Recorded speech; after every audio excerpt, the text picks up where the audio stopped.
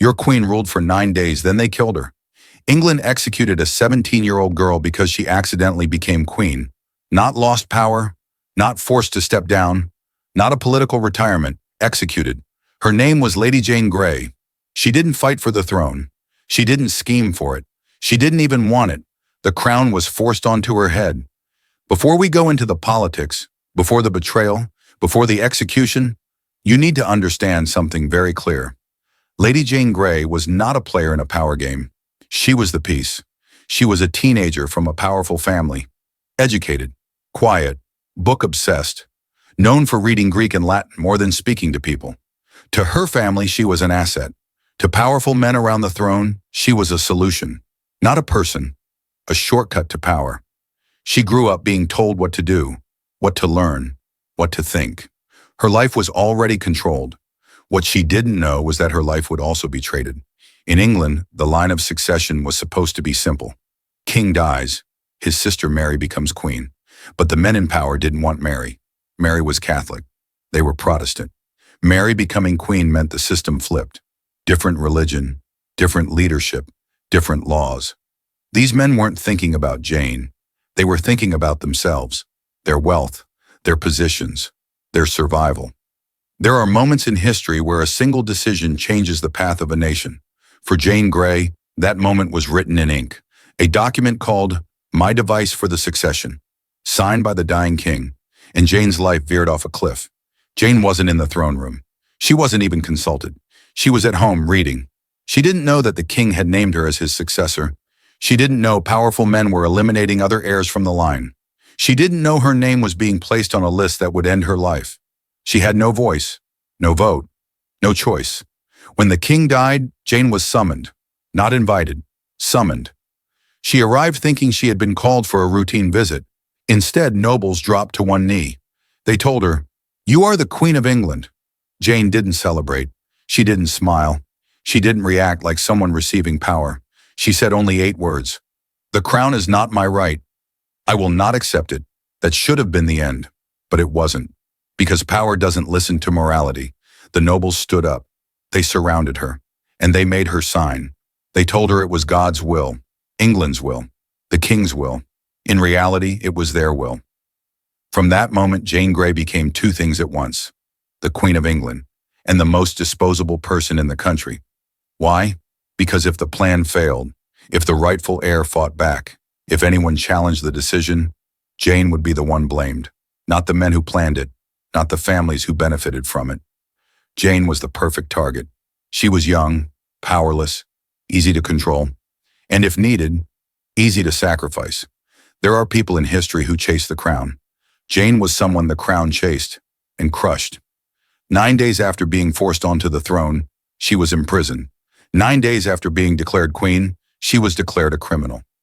9 days after becoming the most powerful girl in England, she became the most doomed.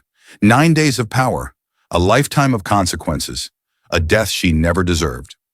This is how a teenager became Queen of England and was executed less than 2 weeks later. Now we go to the power play, where it all began. The people who put Jane on the throne are the same people who will destroy her. King Edward VI is dying. He's only 15 years old. The country knows it. The court knows it. Everyone sees the king wasting away. Coughing blood, unable to stand, getting weaker every week. Time is running out. The law is simple and has been known for years. When the king dies, Mary Tudor becomes queen. Mary is the daughter of Henry VIII. She is the legal heir. No debate, no loopholes. But there is a problem.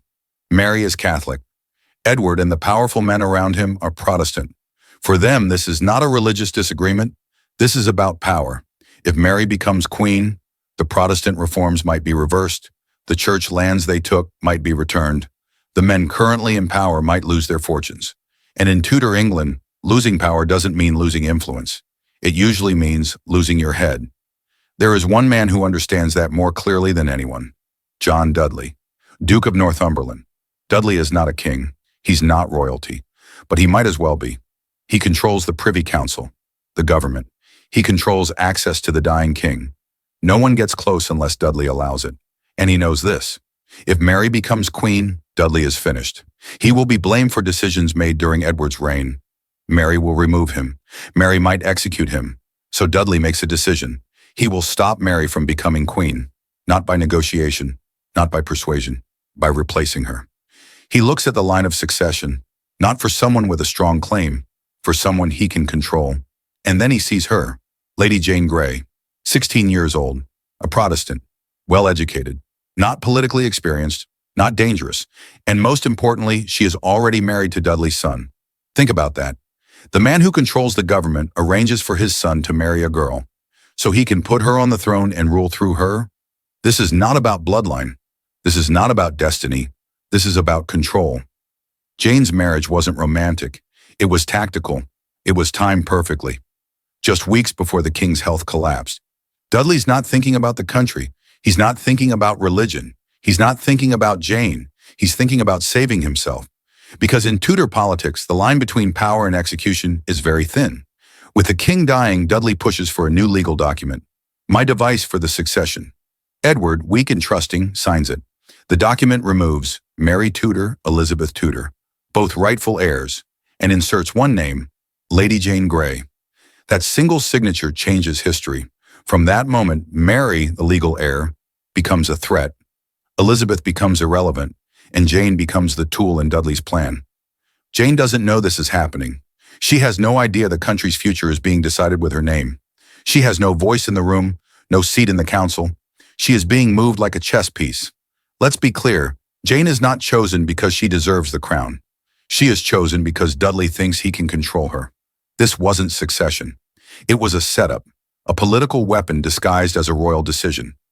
Dudley believes the plan is flawless. Control the dying king. Write a new line of succession. Put a teenage girl on the throne. Rule England through her. He thinks the public will accept it. He thinks the council will obey. He thinks Mary will stay quiet.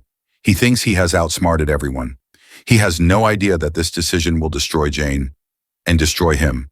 Because the moment Jane becomes queen, a new force enters the story, a force Dudley cannot control.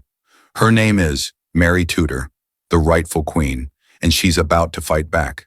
King Edward VI is dying. His lungs are failing, his weight is collapsing, and everyone in the palace knows the truth. He is not going to recover.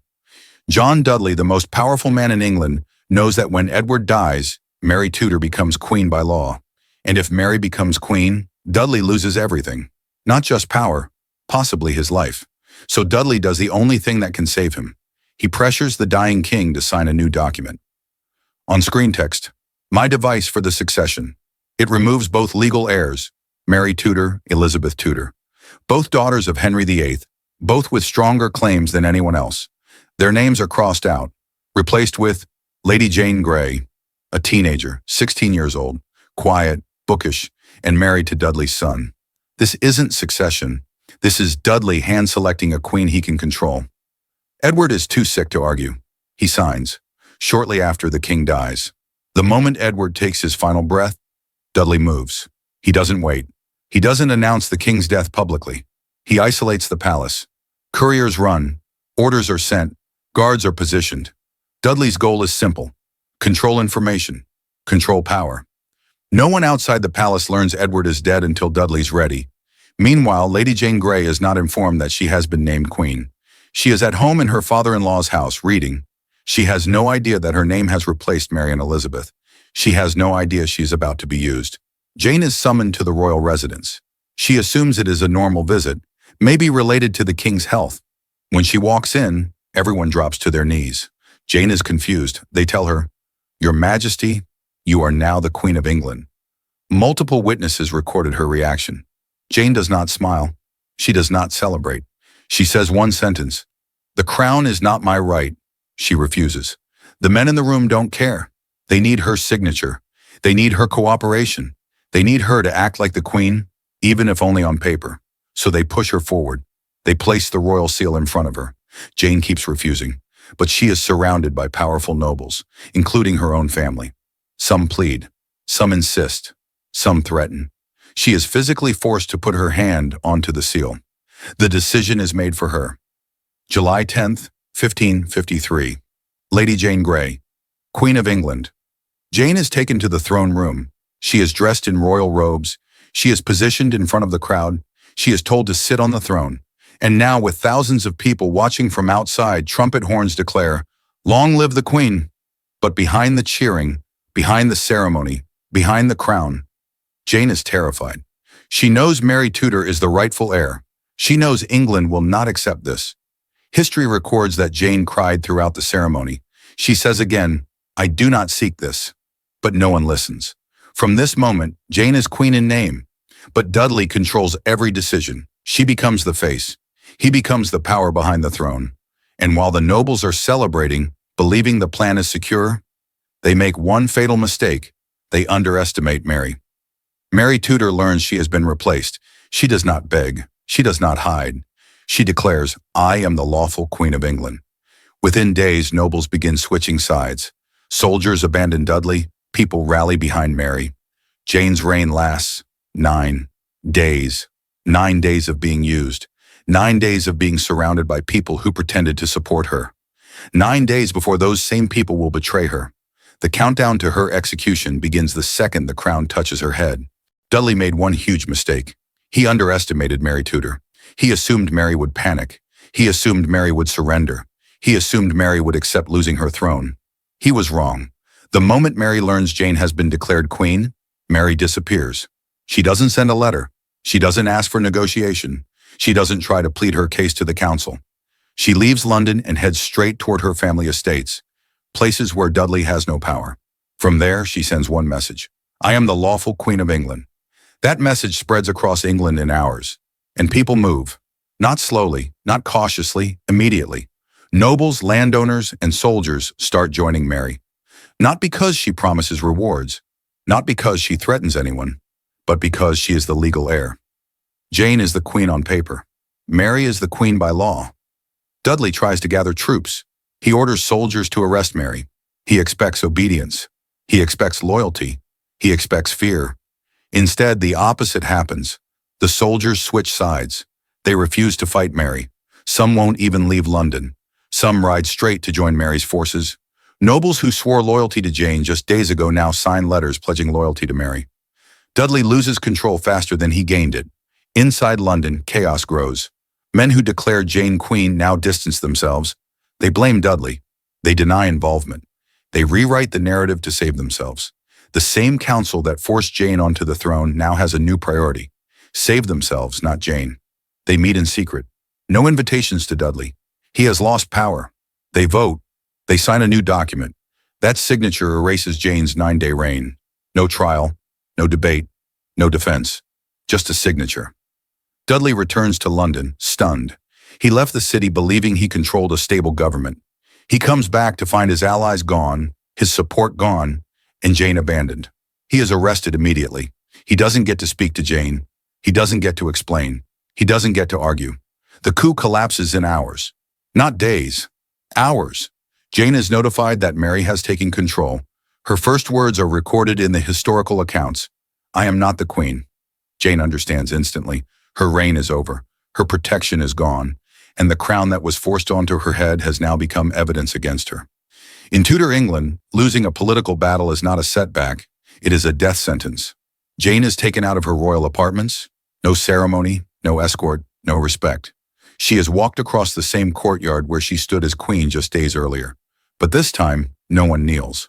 No one calls her Your Majesty. Guards open the gates to the Tower of London. She is escorted inside. This is not a temporary holding. This is not protective custody. This is the same building where traitors are executed. Jane walks into the tower as a prisoner. In 9 days, she went from Queen of England, political pawn, prisoner awaiting execution. The coup is over, but the consequences are not. Jane is now alone in a fortress built for death sentences. And Mary Tudor, now officially Queen Mary I, must decide whether she will let Jane live or make her an example. Mary Tudor is queen, and now she faces a decision. She can spare Lady Jane Grey, or she can execute her.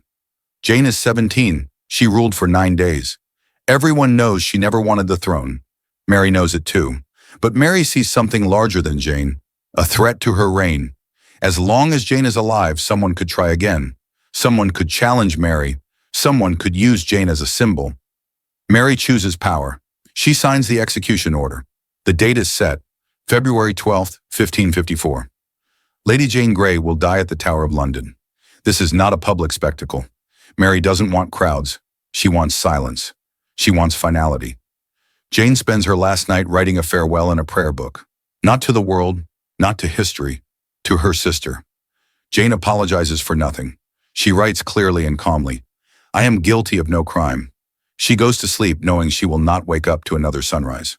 Morning, February 12th. Guards arrive at Jane's cell. They open the door. Jane stands up immediately. She doesn't scream. She doesn't argue. She asks for one thing. "May I see the executioner before the end?" It is granted. She walks out of her cell. Her step is steady. She does not need to be dragged. She does not resist. Witnesses describe her as calm, not because she isn't afraid, but because she accepts that there is nothing left to fight. The scaffold is inside the tower grounds. No crowds, only officials, guards, and a few witnesses. Jane turns to the executioner and speaks directly to him. She says she forgives him, not because she wants to, because it is required by protocol. Then she speaks her last statement. "I die a true Christian woman." There is no anger in her voice, just certainty. Then the blindfold is placed over her eyes. Jane cannot see anything.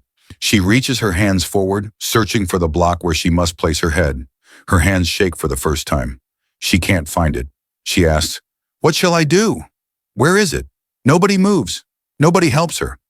Finally, someone guides her hand to the block. She places her hands on the wood. She positions herself. She waits.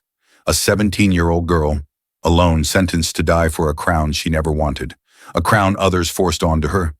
A moment later, the execution is carried out. No ceremony, no delay. It's over. Lady Jane Grey is dead at 17 years old, executed not for treason she planned, but for a political game played by powerful men. Jane ruled England for 9 days, 9 days of power, a lifetime of consequences, and a death she never asked for. Her reign is the shortest in English history. Schools will summarize her story in one sentence. Lady Jane Grey, the 9-day queen. But that sentence hides the truth. Jane did not chase the crown. The crown chased her and destroyed her.